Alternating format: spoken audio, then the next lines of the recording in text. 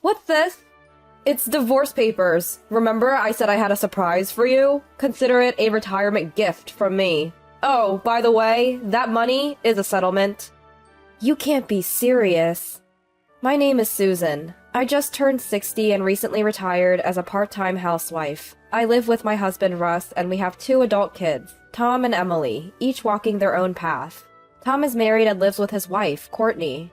Emily is also married and has grandchildren, but she and her husband moved to a distant city due to his job transfer. We don't see Emily's family much anymore, but they seem to be doing well when we catch up over the phone. Maybe it's my age, but lately, I've been reminiscing a lot.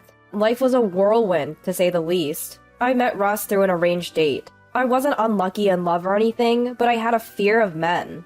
My first boyfriend after starting my job cheated on me. He was the boss at my company. I ended up having an affair with him, someone who was an admired figure to us new hires. Eventually, he betrayed me. And when I tried to talk about it, he threatened to ruin my life. That experience gave me a fear of men. That's when I met Russ. Russ's mother and my mom were childhood friends, and they were very close. I wasn't too keen on the idea, but mom insisted, so I gave in. Russ was neither handsome nor particularly sociable. He seemed like the type women wouldn't usually go for, but maybe that's why I could open up to him. Over time, I found myself looking into his eyes when we talked. I found myself slowly falling for Russ. So we started dating and got married a year later.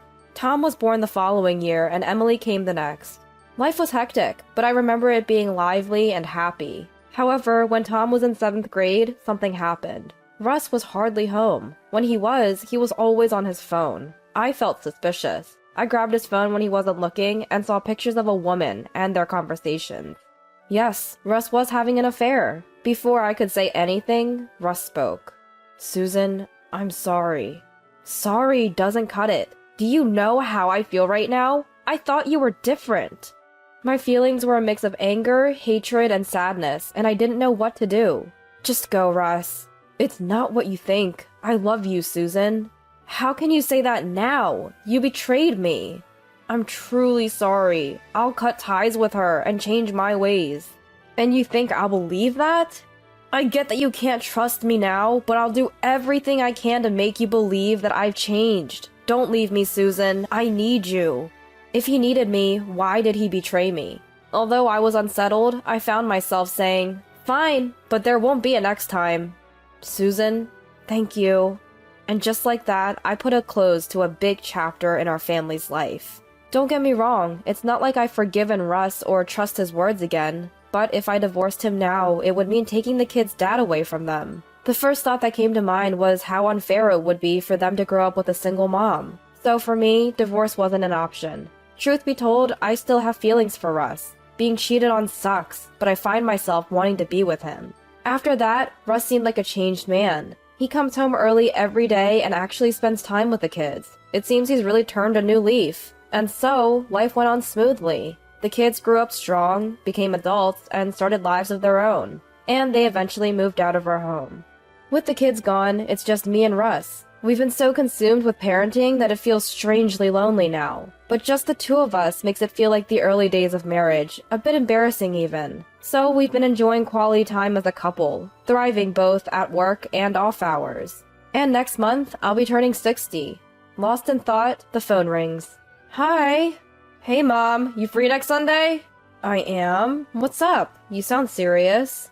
Well, you're hitting 60, right? I wanted to do something nice for you while I can. How about we celebrate your retirement with a nice dinner somewhere? What a wonderful son I have. I'm so touched I could cry. Thank you. I'll let Russ know. I'll tell Dad. You and Dad just come as you are. We live in the same house, you know. But okay, looking forward to it. And so I hung up. That night I talked to Russ about next Sunday. Russ, you heard about next Sunday? Yeah, our son's throwing us a retirement celebration. He's something, isn't he? Thanks to you, Susan. It's not just me. He's your son, too. Thank you. And get this, he's planning a surprise, too. Really? He didn't mention that. Can't wait. Yeah, me too. Finally, the awaited Sunday comes. Russ and I arrive at the agreed-upon restaurant. Tom and his wife Courtney had arrived before us. As we enter the restaurant and head towards the seat Tom mentioned over the phone, "Over here!" Tom waves enthusiastically. We exchanged casual greetings with Courtney next to him. You guys are early? Yeah, had some preparations to make. We make small talk as the multi-course meal starts arriving. Let's dig in. Looks delicious. Tom dives into his meal with childlike enthusiasm. Shall we eat too, Russ? We all started eating. The food here was exceptionally delicious. Maybe it tasted even better because of the retirement party Tom had thrown for us. After we finished our meals, the atmosphere was calm again. I'm going to smoke a cigarette. With that, Russ stepped outside. Tom and his wife then approached us with envelopes in hand. Congratulations on your retirement. They handed over 2 envelopes. One had Emily's name on it, and the other had Tom's name.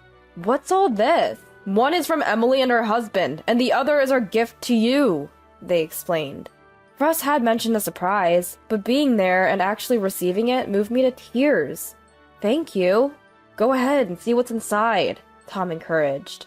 I began by opening Emily's envelope. It contained $500 and a heartfelt letter. It expressed regret for not being able to attend in person and offered words of gratitude. I couldn't stop my tears.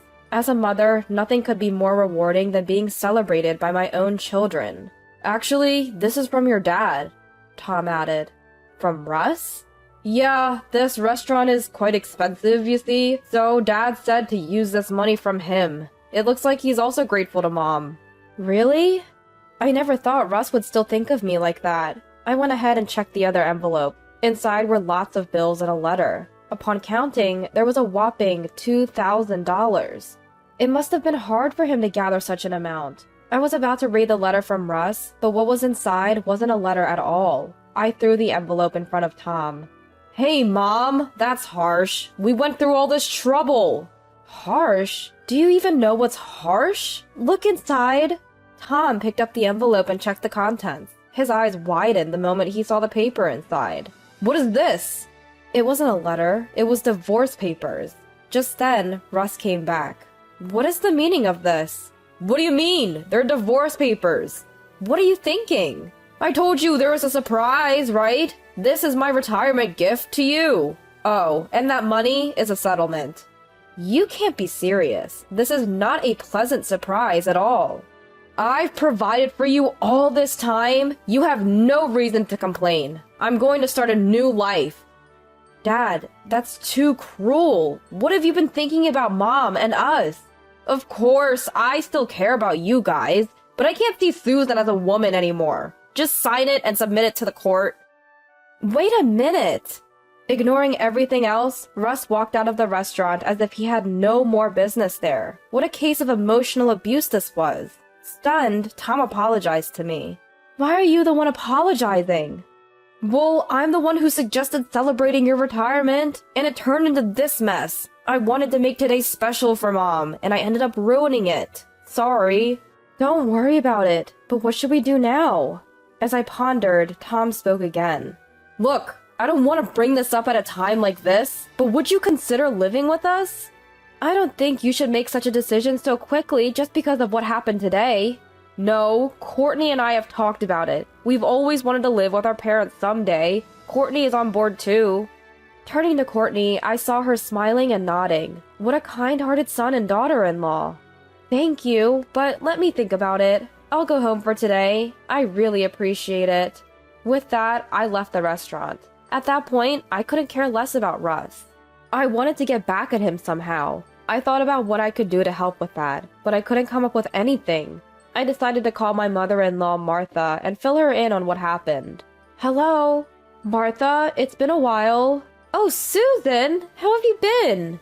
I've been good. Actually, I have something to tell you. I recounted the day's events to Martha. Her initially cheerful voice turned somber as she listened. I'm so sorry, Susan. My own son did something terrible to you. As a woman, it's infuriating. All I can do is apologize. It's not your fault, Martha. Then Martha said something unexpected. Do you think it might have been Russ? What? I saw someone who looked like Russ at the department store with another woman. I didn't think he would have an affair at this age, but maybe it was him. I'll look into it. Thank you. I hung up and immediately contacted a private investigator. The investigation would start in 3 days, based on Russ's usual routine. A week after the investigation began, I received a call. Sure enough, Russ was having an affair. They handed me a report and several photos as evidence, and to my shock, it was a woman Russ had an affair with in the past. I had to wonder if they had kept in touch all along. I called Russ, and together with Martha, confronted him. What's going on? Did you file for divorce already? And why is Mom here? I haven't filed yet, but I need to talk to you. I'm going to sue you for damages. Damages? For what? For having an affair? I haven't had any affair. I showed Russ the photos from the private investigator. His face turned pale. I just ran into her. You expect me to believe you just ran into an old flame multiple times?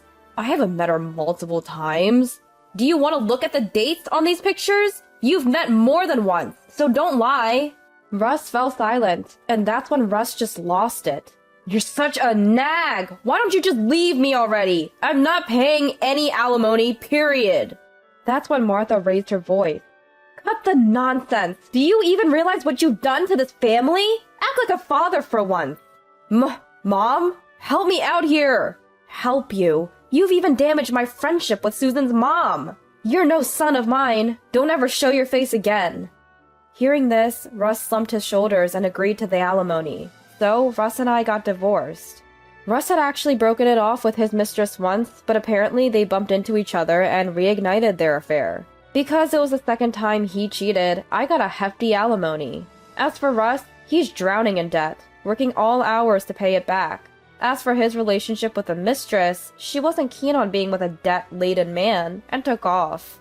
Russ lost his family, mistress, and money in the whole ordeal. My revenge was a roaring success, and I couldn't be more satisfied. As for me now, I'm living with my son and his wife. I'm feeling the joy every day as new grandchildren have been born. I'm looking forward to a peaceful life with Tom and